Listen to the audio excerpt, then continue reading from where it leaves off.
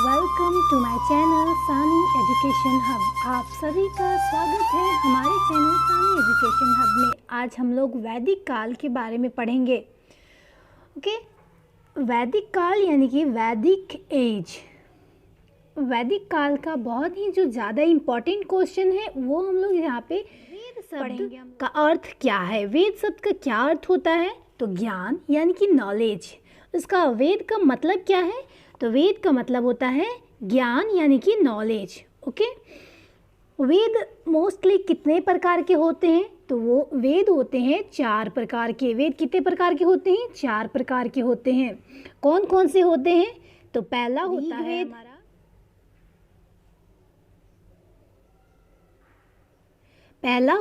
Rigveda. Second है हमारा Samaveda.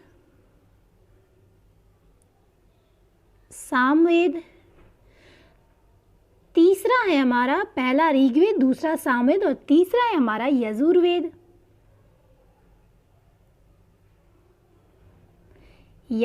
Okay, और चौथा है हमारा अथर्ववेद। ओके, ये हमारे 4 वेद हैं और चारों वेदों में से सबसे ज़्यादा प्राचीन वेद कौन सा है? तो कौन सा है? तो ऋग्वेद है। ऋग्वेद सबसे पहले आया था। उसके बाद है आर्य शब्द। क्या आर्य है यहाँ पे? ठीक है, यहाँ पे आर्य है, थोड़ा मिसप्रिंट हो गया है। ओके, आर्य है यहाँ पे। आर्य शब्द किसको इंगित करता है? आर्य शब्द किसको इंगित करता है? तो आर्य का मतलब, इसका मतलब पहले माना जाता था कि ये बहुत श्रेष्ठ वंश हैं, ये बहुत ऊंचे वंश के लोग हैं, श्रेष्ठ वंश हैं। ओके, बहुत ही ज़्यादा ऊंचा इसको समझा जाता था, ऊंचा वंश माना जाता था आर्य लोगों को। उसके बाद है हमारा ऋग्वेद में कुल कितने मंडल और सूक्त हैं? कितने मंडल हैं? तो 10 मंडल और यानी कि 10 डिवीज़न हैं, 10 भागों में बटा हुआ है और 1028 सूक्त हैं। यानी कि त्रयी नाम किसके लिए प्रयोग किया जाता है? तो त्रयी नाम किसके लिए प्रयोग किया जाता है? तो 3 के लिए, तीनों वेदों के लिए। कौन कौन से वेद के लिए? तो ऋग्वेद, सामवेद और यजुर्वेद के लिए त्रयी उपयोग किया जाता है। सबसे पहले 3 वेद आ गए थे और बाद में आया हमारा अथर्ववेद, सबसे लास्ट में आया। इसीलिए इसको बाद में, इसलिए तीनों वेदों को जोड़ा जाता है और तीनों वेदों को कहा जाता है त्रयी वेद। वेद त्रयी यानी कि देखिए यहाँ पे वेद त्रयी कहा जाता है। वेद त्रयी भी इसको कहते हैं। ठीक है, यानी कि देखिए यहाँ लिखा है त्रयी नाम किसके लिए प्रयोग किया जाता है? तो तीनों वेदों, ऋग्वेद, सामवेद और यजुर्वेद के लिए। उसके बाद है हमारा यज्ञ संबंधित विधि विधानों की जानकारी किस वेद से प्राप्त होती है? तो यज्ञ संबंधित किससे प्राप्त होती है? तो ये होती है हमारी यजुर्वेद से। और भी है, यजुर्वेद से युद्ध के भी प्रावधान प्राप्त होते हैं। युद्ध के बारे में पता चलता है कि प्रावधान प्राप्त होते हैं। ओके, उसके बाद है 4 वेदों में से किस एक में जादुई माया और वशीकरण का वर्णन है? अभी मैंने बताया 4 वेद हैं। कितने वेद हैं? 4 वेद। 4 वेद में से किस वेद में बताया गया है कि जादुई माया और जादू टोना, वशीकरण, मंत्र वगैरह, उच्चारण, ये सब के बारे में किस वेद में बताया गया है? चारों वेद में से ऋग्वेद, सामवेद, यजुर्वेद या अथर्ववेद, किस में से बताया गया है? तो हमारा अथर्ववेद में बताया गया है। ओके, उसके उपनिषद किस परंपरा पर आधारित है? तो उपनिषद भारतीय दर्शन परंपरा पर आधारित है। उपनिषद किस पे आधारित है?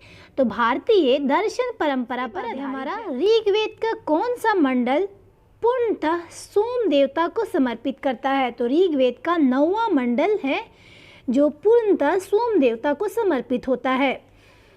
नेक्स्ट है हमारा अध्यात्म ज्ञान से संबंधित नचिकेता और यम का संवाद किस उपनिषद से प्राप्त होता है? तो ये है कठोपनिषद। के बाद कठोपनिषद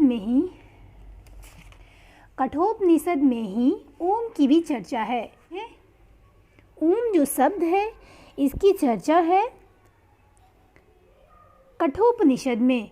इसके बाद हमारा नेक्स्ट है उपनिषद काल के राजा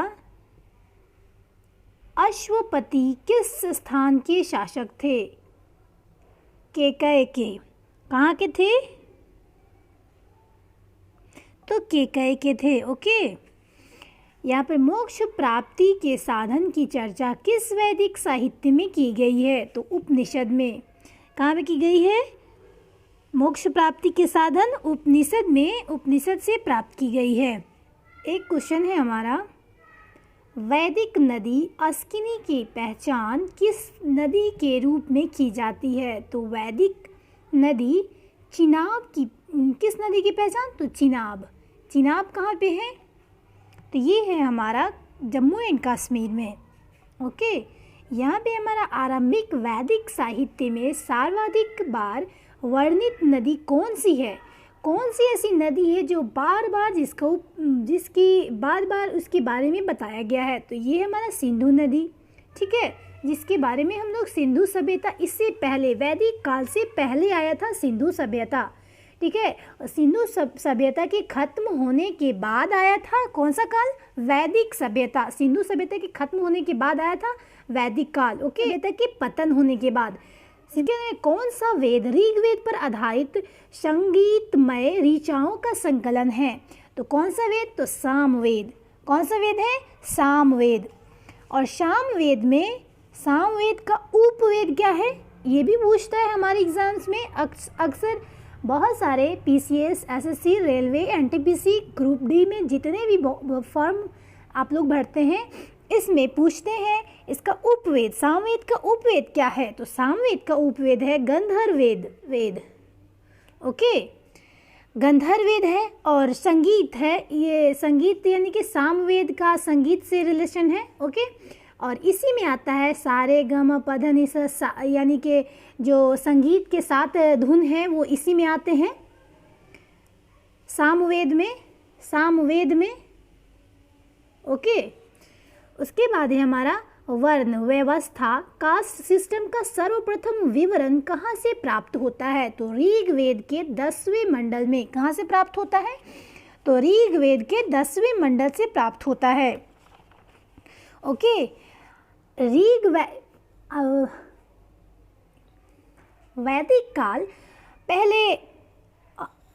वैदिक काल को दो भागों में मुख्यतः बांटा गया है। पहला है ऋग वैदिक काल और पहला है ऋग वैदिक काल और दूसरा है उत्तर वैदिक काल, ठीक है। तो उसके बाद ऋग वैदिक काल कब से कब तक चला था? तो ऋग वैदिक काल चला था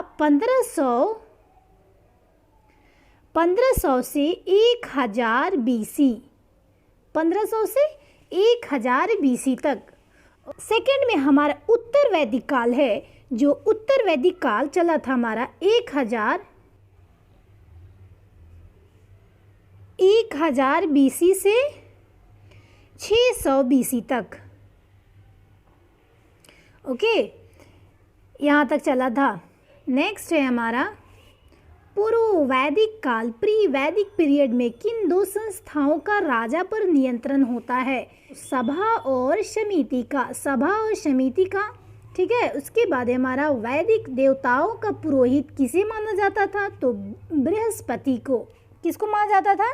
तो बृहस्पति को। ओके, क्वेश्चन है हमारा, ऋग वैदिक काल में निष्क शब्द का प्रयोग एक आभूषण के लिए होता था, किंतु परवर्ती काल में उसका प्रयोग किस धातु के लिए किया जाने लगा? तो किस धातु के लिए किया जाना? तो सिक्के के लिए, यानी कि कॉइन्स के लिए किया जाने लगा, ठीक है। उसके बाद हमारा पुरुष मेघ प्रथा का उल्लेख किस ग्रंथ में मिलता है? तो शतपथ ब्राह्मण में। ओके, उसके बाद है हमारा वैदिक काल में प्रयुक्त प्रमुख शब्द, यानी कि वैदिक काल में कौन कौन से शब्द का बहुत ही ज़्यादा प्रयोग हुआ और अब जाके क्या आधुनिक नाम में बदल गया है। अब है गाय, लेकिन इसका पहले नाम था अघन्या। अघन्या यानी कि जिसका वध न हो, जिसका वध नहीं किया जाए। उसके बाद है हमारा राजा, अब कहा जाता है राजा, आधुनिक नाम है ये, और पहले कहा जाता था, प्राचीन नाम है ये गोपा। उसके बाद है अतिथि। अतिथि, अतिथि को क्या कहा जाता था प्राचीन में? गोहंता यानी कि गोहन, ठीक है। उसके बाद हमारा धनी। धनी व्यक्ति, धनी व्यक्ति आधुनिक नाम ये यानी कि हमारे प्रचलित नाम है जो हम लोग जानते हैं, लेकिन पहले धनी व्यक्ति को क्या कहा जाता था? गोमत। ओके, ये है हमारा युद्ध।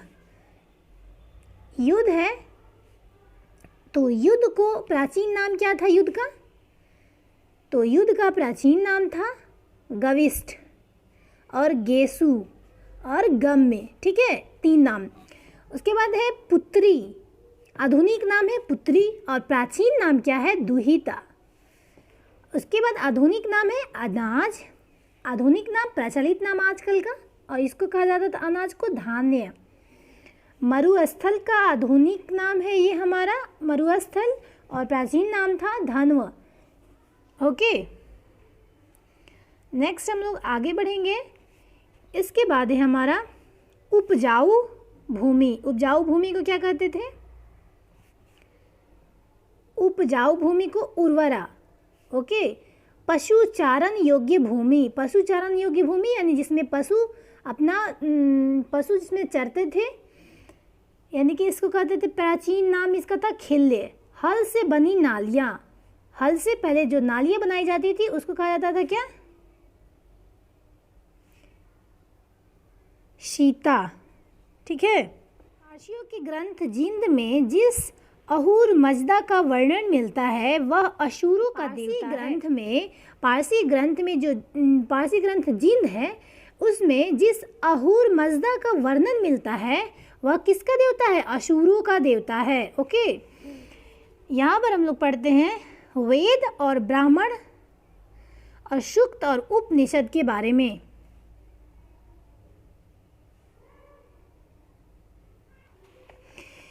यहाँ पर हमारा है वेद, पहला है हमारा वेद। ओके, वेद कौन कौन से हैं? तो ऋग्वेद, यजुर्वेद, सामवेद और अथर्ववेद। ऋग्वेद में मंत्रों की संख्या ज़्यादा है, मंत्रों की चर्चा इसी में है, और इसी में गायत्री मंत्र यानी कि सूर्य भगवान के लिए। गायत्री मंत्र किसके लिए है? तो सूर्य भगवान के लिए। कौन सा? ओम भूर्भुवः स्वः, यही वाला है। ओके, उसके बाद है शूद्र शब्द की चर्चा भी ऋग्वेद में को होत्रा कहते हैं। ओके, और इसमें कितने सूक्त हैं? तो इसमें 1028 मंत्र हैं, और ये उपनिषद है, यानी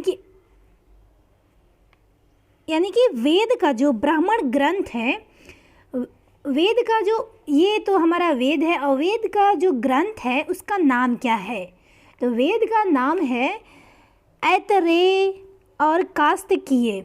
ऐतरेय और कास्तिकीय, ठीक है। ऐतरेय और कास्तिकीय ये ब्राह्मण ग्रंथ है ऋग्वेद का, और यजुर्वेद का तैतरेय शतपथ। क्या है? तैतरेय शतपथ। तैतरेय शतपथ, और सूक्त है कितना? 1028 मंत्र। तैतरेय, कठी, स्तेता और ईश मैत्रायणी। ओके, और ये है सामवेद। तांडव ब्राह्मण भी कहते हैं सामवेद को। इसमें है हमारा 1810 मंत्र। कितना है? 1810 मंत्र है, और केन छांदोग्य इसको कहते हैं। ज्ञाता को पहले हम लोग जान लेते हैं, क्योंकि एग्जाम्स के व्यू से बहुत ही ज़्यादा इंपॉर्टेंट है। ऋग्वेद के ज्ञाता को क्या कहते हैं? होत्रा कहते हैं। यजुर्वेद का होता है अधर्यु। यजुर्वेद को ज्ञाता को कहते हैं, वेद के ज्ञाता को कहते हैं अधर्यु। और सामवेद के उद्गाथा। सामवेद है उद्गाथा। ओके,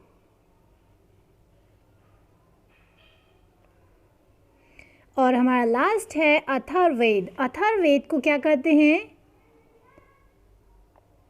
अथर्ववेद को कहते हैं ब्रह्मा। क्या कहते हैं? ब्रह्मा। आप लोगों को अगर हमारा चैनल अच्छा लगे तो प्लीज़ लाइक एंड सब्सक्राइब करना नहीं भूलें और प्लीज़ अपने दोस्तों को भी शेयर करें।